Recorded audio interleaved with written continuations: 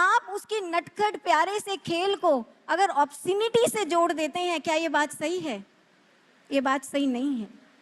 दूसरी बात, इस चीरहरण लीला के बिल्कुल स्टार्टिंग में, इस चैप्टर के बिल्कुल स्टार्टिंग में सुखदेव जी कहते हैं कि ये जो लीला करने जा रहे हैं, जानते हो तुम कौन है? ये योगेश्वरा ईश्वरा हैं। ये योगियों के ईश्वरों के भी ईश्वर हैं। मतलब जो योग का ईश्वर है उसका भी जो ईश्वर है, वो श्री कृष्ण इस लीला को करने जा रहे हैं। वो श्री कृष्ण गोपियों के चीर हरने जा रहे हैं। योग हमारी भारतीय संस्कृति में कहते हैं चित्त वृत्ति निरोधः, कि जो अपने चित्त की चंचल वृत्तियों को रोकने की जिसने मास्टरी हासिल कर ली, उसका भी जो मास्टर है, क्या वो श्री कृष्ण अश्लीलता फैला सकते हैं?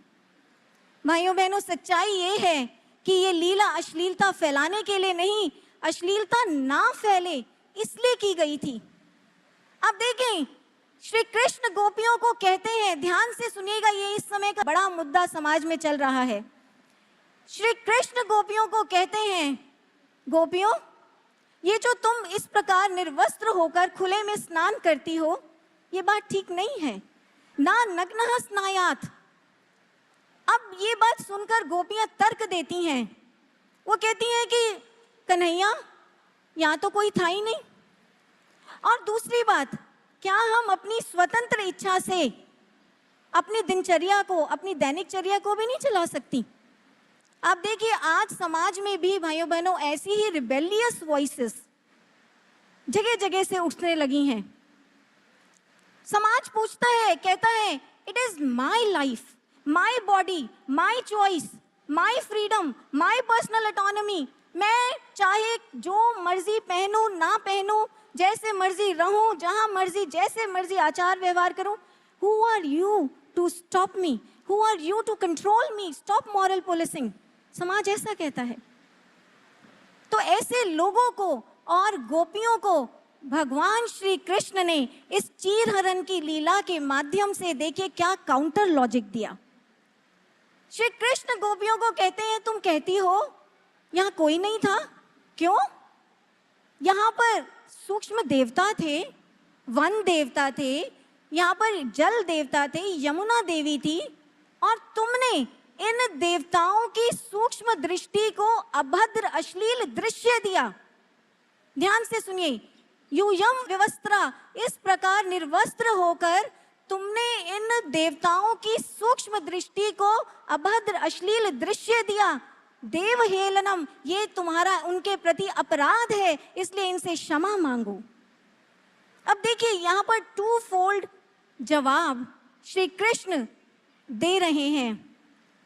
आप देखिए, पहला जवाब तो उन लोगों को है, के लिए है, जो अक्सर कहते हैं कि देखिए, आपने अश्लीलता नहीं देखनी ना, तो आप अपनी आंखें बंद कर लीजिए, आप अपने इंटरनेट एक्सप्लोरर पर रिस्ट्रिक्शंस लगाइए, हम तो जो मर्जी पहनेंगे, जैसे मर्जी रहेंगे, आज जो मर्जी अपना आचार व्यवहार रखेंगे, हमारी फ्रीडम है ये। आप अपनी आंखों, अपनी दृष्टि, अपनी सोच पर बांध लगाइए, हमें मत रोकिए।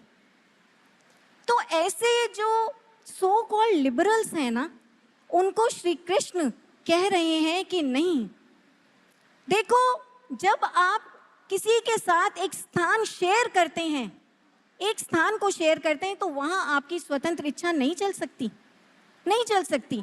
आपके आचरण से वहां उपस्थित लोगों पर कैसा प्रभाव पड़ रहा है, आपको उसका भी ध्यान रखना होगा। ये आपकी मॉरल ऑब्लिगेशन है। You owe a sense of responsibility for invading into others space. ऐसे नहीं चलने वाला। और दूसरा देखिए, उन लोगों को लॉजिक दे रहे हैं श्री कृष्ण इस लीला के माध्यम से, जो अक्सर कहते हैं कि देखिए, हम जैसे मर्जी नाचें, गाएं, कपड़े पहने, हम अपनी जिंदगी जी रहे हैं, हम किसी को हर्ट तो नहीं करते, किसी को परेशान तो नहीं करते, हम अपनी जिंदगी जी रहे हैं। तो ऐसे में श्री कृष्ण ऐसे मनमौजियों को भी समझा रहे हैं एक युगांतरकारी लॉजिक। श्री कृष्ण कहते हैं कि देखिए, किसी को हर्ट करना, चोट पहुंचाना हमेशा स्थूल नहीं होता। ऐसा नहीं कि आप किसी को सिर्फ स्थूल रूप से हर्ट कर रहे हैं, किसी की सूक्ष्म दृष्टि को भी हर्ट करना अपराध है। किसी के सूक्ष्म भाव को, किसी के सूक्ष्म विचार को, किसी के अंदर बैठे सूक्ष्म देवता को भी हर्ट करना अपराध है। किसी के अंदर बैठे देवता को उत्तेजित करना, अनस्टेबल करना, ये अपराध है, श्री कृष्ण कह रहे हैं। आप देखिए, आप किसी ट्रैफिक लाइट पर खड़े हैं और आप कहें कि मेरी मर्जी, मैं जितना मर्जी हॉर्न बजाऊं, मेरी गाड़ी, मेरा हॉर्न, मैं बजाऊंगा, मेरी मर्जी है। ऐसे नहीं चलता।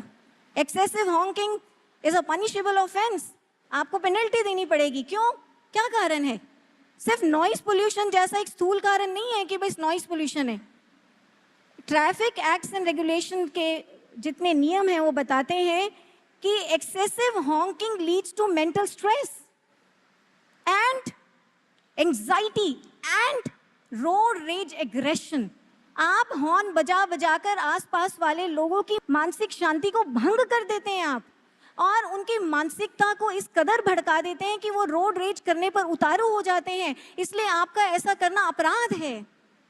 तो भाइयों बहनों, इसी लॉजिक से अगर हम देखें तो क्या मेंटल पोल्यूशन फैलाना, अश्लीलता फैलाना और किसी की मानसिकता को भड़काना, क्या ये अपराध नहीं है?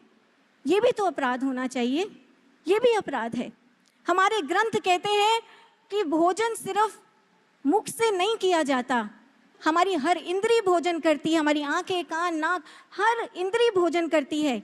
और इसीलिए किसी के मुंह में बस जहर डालकर उसे नहीं मारा जाता। अश्लीलता आंखों का जहर है, अश्लीलता कानों का जहर है, अश्लीलता मन का जहर है। और आप इस जहर को परोसकर समाज के चरित्र को मार देते हैं, और ये बहुत बड़ा अपराध है। श्री कृष्ण का ऐसा लॉजिक है, श्री कृष्ण की ये शिक्षा है। और आपको बताएं, ऐसा नहीं है कि श्री कृष्ण की ये जो शिक्षा है ये सिर्फ गोपियों के लिए या नारी समाज के लिए ही थी। ऐसा नहीं है। हमारी सनातन संस्कृति जेंडर बाइज नहीं है। आप देखिए, महाभारत ग्रंथ के अनुशासन पर्व में वेद व्यास जी पुरुषों और स्त्रियों दोनों को अनुशासित करते हुए क्या कहते हैं? वो कहते हैं, ना नग्नाम इक्षते नारिम ना नग्नान पुरुषान अपि। ना नारी नग्नता का दर्शन और प्रदर्शन करे और ना पुरुष नग्नता का दर्शन और प्रदर्शन करे। दोनों के लिए है ये शिक्षा कि इस समाज में अश्लीलता, नग्नता मत फैलाओ। ये श्री कृष्ण की संस्कृति है। भाइयों बहनों, श्री कृष्ण की ऐसी ही महान विरासत और संस्कृति का प्रचार विस्तार करने के लिए ही दिव्य ज्योति जागृति संस्थान हर वर्ष ये भव्य श्री कृष्ण जन्माष्टमी कार्यक्रम का आयोजन करता रहा है। ये परंपरा दिव्य गुरु श्री आशुतोष महाराज जी ने 1992 से शुरू की थी, जब हमने अपना पहला जन्माष्टमी कार्यक्रम मनाया था, महोत्सव मनाया था। बीच में बस 2-3 साल कोरोना की वजह से व्यवधान पड़ा, लेकिन आज इस वर्ष हम 30वां संस्करण मना रहे हैं। This is the 30th Janmashtami celebration. और आपको बताएं, ये दिव्य ज्योति जागृति संस्थान की ये जो सेलिब्रेशन है जन्माष्टमी, ये अनूठी है। इसकी आइडियोलॉजिकल फिलॉसफी क्या है? इसके पीछे सबसे बड़ा जो उद्देश्य है दिव्य गुरु श्री आशुतोष महाराज जी का, कि श्री कृष्ण की लीलाओं में जो तत्व है, जो ज्ञान है, उसको समाज तक पहुंचाया जाए। आप देखिए, चीरहरण, रासलीला, इन सब लीलाओं पर आज समाज आक्षेप लगाता है। तो श्री कृष्ण की इन लीलाओं को साइंटिफिक टेम्परामेंट के साथ, एक विराट बुद्धि के साथ, और आप सबसे बड़ी बात, कंटेम्पररी प्रॉब्लम्स जो आज की समाज की हैं, उन कंटेम्पररी प्रॉब्लम्स को ध्यान में रखते हुए, कंटेम्पररी सॉल्यूशंस देते हुए इन लीलाओं का हम विवेचन इस मंच से करते हैं, ताकि समाज को हम जागृत कर सकें श्री कृष्ण के आदर्शों से, उनकी संस्कृति से।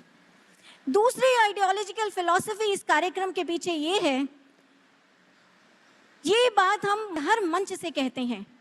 महाराज जी की साध्वी शिष्याएं और महाराज जी के स्वामी शिष्य हजारों की तादाद में, और विश्व भर में महाराज जी के जो निस्वार्थ कार्यकर्ता वॉलंटियर्स हैं लाखों की तादाद में, और करोड़ों की तादाद में जो अनुयायी हैं इस संस्थान के, वो सभी एक ही स्वर में मुखर होकर कहते हैं, श्री कृष्ण को सिर्फ मानो नहीं, श्री कृष्ण को जानो भी। श्री कृष्ण को सिर्फ सुनना काफी नहीं है, श्री कृष्ण के विषय में भी सिर्फ सुनना काफी नहीं है। श्री कृष्ण एक शाश्वत तत्व हैं, प्रकाश अंतर आत्मा हैं, उनका दर्शन और साक्षात्कार भी करो। इस अंतर जगत में श्री कृष्ण ने अर्जुन को गीता में जो ज्ञान दिया, 11वें अध्याय में कहते हैं दिव्यम ददामी ते चक्षु, अर्जुन मैं तेरी दिव्य दृष्टि को जागृत करता हूं, तेरा ये आज्ञा चक्र एक्टिवेट करता हूं यहाँ तृतीय नेत्र पर। पश्य में योगमेश्वरम, देख मेरा योग ऐश्वर्य। प्रकाश का साक्षात्कार अर्जुन ने किया, अनंत ब्रह्मांडों का साक्षात्कार अंतर जगत में। वो कहते हैं दिव्य सूर्य सहस्र से, प्रभु आकाश में हजारों सूरज एक साथ आ जाए, प्रकट हो जाए, तब भी इतना प्रकाश नहीं कर सकते जितना मैं इस दिव्य दृष्टि से अपने अंतर जगत में कर रहा हूं। ऐसा ही प्रकाश का दर्शन आज दिव्य ज्योति जागृति संस्थान दिव्य दृष्टि का उन्मीलन करके, जागरण करके समाज को करा रहा है। और हमारा संपूर्ण समाज से इस जन्माष्टमी मंच से यही आह्वान है कि आप भी आगे आएं और अपने लड्डू गोपाल को, अपने प्रभु प्यारे श्री कृष्ण को, माधव को, आप उनके तत्व को अंतर जगत में प्रकाश रूप में इस तृतीय नेत्र पर देखें, उनका दर्शन करें, ब्रह्म ज्ञान की दीक्षा लें।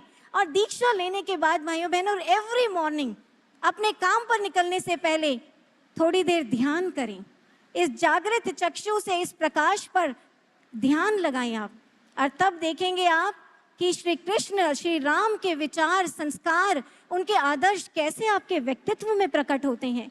आपका जीवन बदलता है, श्रेष्ठ व्यक्तित्व बनता है।